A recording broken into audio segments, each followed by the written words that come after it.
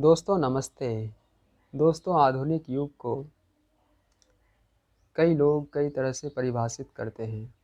हम लोग कई तरह से इसे परिभाषित कर सकते हैं।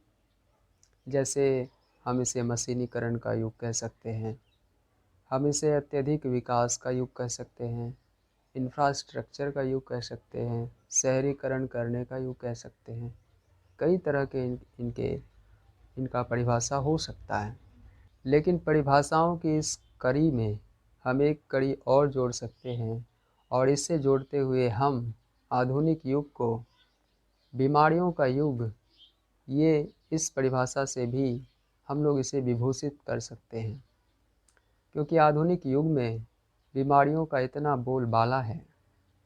माना कि चिकित्सा सुविधाएं बहुत बेहतर हो रही हैं, नई नई चिकित्सा पद्धतियां विकसित की जा रही हैं, लेकिन ये भी बिल्कुल सत्य है कि गुज़रते समय के साथ जितनी तेज़ी से हम आधुनिकता की ओर अपना कदम बढ़ा रहे हैं, उतनी ही तेज़ी से बीमारी विविध रूपों में हमारे घर आ रही है।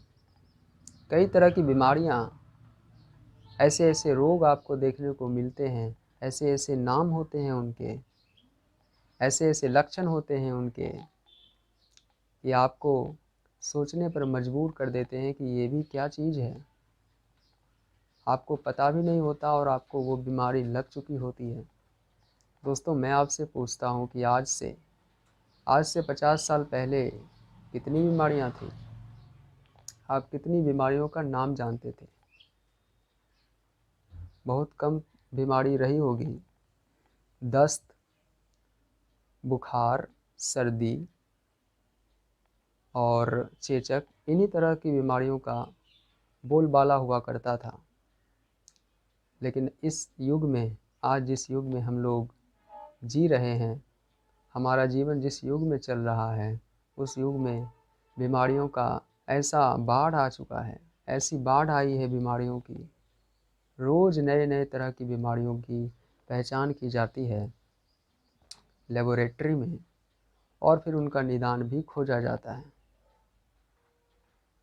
दोस्तों हम लोग ऐसे युग में रह रहे हैं जहाँ पर चारों ओर बीमारियों का अंबार लगा हुआ है। हर एक व्यक्ति, हर 10 में से आपको 3 या 4 व्यक्ति ऐसे मिल जाएंगे जो किसी न किसी रोग से ग्रसित हैं और कोई न कोई दवाई ले रहे हैं। दोस्तों परमात्मा ने हमारा ये शरीर जो बनाया है ना, ये इसीलिए नहीं बनाया है कि हम लगातार अपने पूरे जीवन भर बीमारियों से जूझते रहें और उसके लिए औषधियों का उपयोग, दवाइयों का उपयोग करते रहें। इसके लिए हमारा ये शरीर नहीं बना है। ये जो शरीर मिला है ना, ये तो जीवन का आनंद लेने के लिए है। जीवन के हर एक आयामों को ढूंढकर और उस दिशा में अपनी क्षमताओं का विकास करने को लेकर ये हमारा जीवन है। और हम बीमारियों में फंसे रहते हैं। एक बार लोग बीमारियों में फंस जाते हैं, अगर बीमारियों के चंगुल में फंस जाते हैं तो फिर बड़ा कठिन होता है उनका निकल पाना। हमारी सारी पूंजी खत्म हो जाती है एक बीमारी का इलाज कराने में। चिकित्सा सुविधाएं बेहतर होती रहें, एलोपैथी, हेमोपैथी और भी कई तरह की चिकित्सा पद्धतियां हैं, लेकिन ये सारी चिकित्सा पद्धति आप देखेंगे कि ये हमारे रोगों के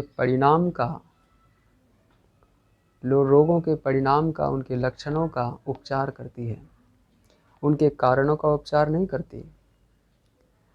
उनके कारणों का उपचार अगर किया जाए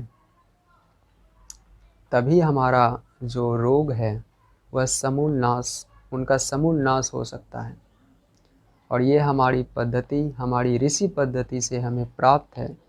एक भारतीय होने के नाते हमें ये गर्व करना चाहिए कि आयुर्वेद नामक जो वैज्ञानिक चिकित्सा पद्धति है वह परंपरा से हमें हमारे ऋषियों के द्वारा प्राप्त है और हमें इस पर गर्व करना चाहिए।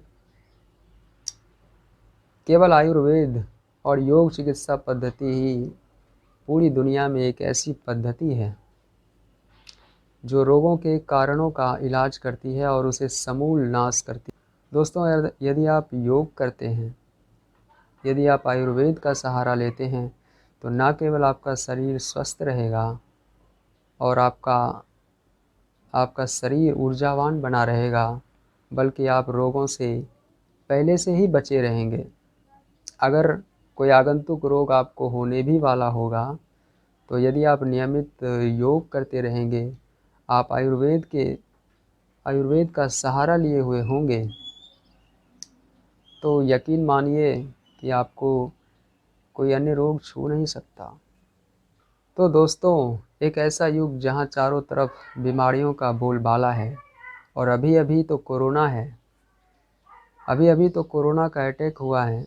ये भी एक नई तरह की बीमारी है। तो आप देखते हैं ना कि किस प्रकार से रोज़ नई नई बीमारियों का उदय हो रहा है और हमारे पूरे विश्व को इसमें जकड़ता जा रहा है। और भी कई तरह की बीमारियां, केवल ये शारीरिक नहीं, मानसिक बीमारी भी काफ़ी हो रही है। कई तरह से लोग आत्महत्या कर रहे हैं। मानसिक दबाव में आकर बच्चे आत्महत्या कर लेते हैं। 17-18 साल के बच्चे, बताइए। तो मानसिक तौर पर कष्ट हो रहा है, शारीरिक तौर पर कष्ट हो रहा है और आर्थिक तौर पर भी काफ़ी कष्ट हो रहा है लोगों को। आज आप देख रहे हैं, क्योंकि समाज की ऐसी पद्धति बना दी गई है कि लोग जाएं तो जाएं कहाँ। लेकिन दोस्तों, जहाँ चाह वहीं राह, इस उक्ति को सत्य करते हुए हमारी चिकित्सा पद्धति, हमारी भारतीय जीवन पद्धति ही हमें इस समस्या से मुक्ति दिला सकती है। और हमारा भारत का जो जीवन पद्धति है वह क्या है? हमारी भारतीय जीवन पद्धति क्या है? वह तो ऐसी है कि अगर व्यक्ति उसे ठीक ढंग से अपनाए तो वह जीवन पर्यंत निरोग रह सकता है, अपने जीवन के आनंद को खोज सकता है, उसकी पराकाष्ठा पर पहुंच सकता है। इनमें योग है, इनमें आध्यात्म है, इनमें शिक्षा है, इनमें हर चीज़ है। इनमें औषधि का भी समावेश है। हमारे शरीर का भी उपचार है, हमारे मन का भी उपचार है और हमारे आध्यात्मिक आयामों का भी गहरा गठजोड़ है। इन सब का निचोड़ है हमारी भारतीय संस्कृति। तो यदि हम इन बीमारियों के इन बवंडर से, उनके बीच होते हुए भी उनसे बचना चाहते हैं, तो हम भारतीय संस्कृति को अपनाएं, भारतीय योग पद्धति को अपनाएं, भारतीय चिकित्सा पद्धति को अपनाएं, तो हम इससे काफ़ी हद तक बचे रह सकते हैं। दोस्तों, क्या आपको मालूम है कि आयुर्वेद का कोई भी साइड इफ़ेक्ट नहीं होता? अधिकांशतः 99% बिल्कुल नहीं होता। और उल्टा यह आपके शरीर को हीलिंग करता है। आपके शरीर की जो क्षमता है, इसका जो स्टेमिना है, उसको लगातार बढ़ाता है। ऐसे उदाहरण हैं, च्यवन ऋषि का उदाहरण, महर्षि च्यवन, जो कि काफ़ी वृद्ध हो गए थे, लेकिन चिकित्सा के वरदान ने, आयुर्वेद के वरदान ने उसे उसे पुनर्जीवन दिया, उसे पुनः जवान बना दिया, च्यवन ऋषि। और उसी के नाम से जो च्यवनप्राश आप लोग खाते हो, वह उसी ऋषि के नाम पे है। तो हमारी पद्धति को, हमारी भारतीय पद्धति, सुंदर संस्कृति इस पद्धति को आप अपनाएं और दूसरों को भी प्रेरित करें कि आप अगर भारतीय हैं तो आपको भारतीय होने पर गर्व होना चाहिए, आपको भारतीयता को अपनाना चाहिए। और उसके लिए ज़रूरी होगा कि जो भी आयाम हैं, जो भी क्षेत्र हैं जीवन के, उन प्रत्येक क्षेत्रों में, उस प्रत्येक क्षेत्र में, चाहे वो आध्यात्मिक हो, वैज्ञानिक हो, चिकित्सा का क्षेत्र हो, शिक्षा का क्षेत्र हो, हर क्षेत्र में हम अपनी भारतीयता को अपनाएंगे तो यकीन मानिए भारत विश्वगुरु तो था ही और बनेगा भी। और यह केवल तभी हो सकता है जब आप हमारी ऋषि परंपरा, परम वैज्ञानिक परंपरा से चली आ रही हमारी भारतीय संस्कृति को आप अपनाएंगे, उसे जानेंगे और अपने जीवन में उसका अभ्यास करेंगे, उसे उतारेंगे। यह तभी संभव हो सकेगा। धन्यवाद।